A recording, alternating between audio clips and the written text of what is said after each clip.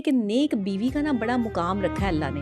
नेक बीवी, ईमानदार, अपने शौहर की ताबेदार, ये उस तरह से है जैसे परिंदे हर वक्त इस्तगफार करते हैं ना, और मछलियाँ दरिया में इस्तगफार करती हैं, और फरिश्ते आसमानों में इस्तगफार करते हैं, और दरिंदे जो है वो जंगलों में इस्तगफार करते हैं। एक नेक बीवी अगर अपने शौहर की ताबेदार हो ना, तो ये तमाम चरिंद परिंद, मछलियाँ, फरिश्ते, आसमान से लेके ज़मीन तक की जो एक मखलूक है, वो नेक बीवी का मुकाम जो है वो ये हदीस में जो है वो आया है, रिवायत है जो है वो ये है कि वो हर जहाँ से वो गुजरती है इस्तगफार के आलम होता है कि वो जो है वो औरत शौहर की अगर ताबेदार है।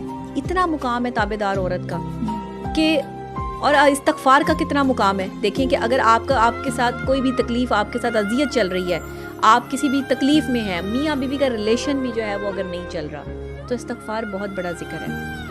इससे शैतान जो है वो आपसे भागता है। अल्लाह को ये ज़िक्र बहुत पसंद है।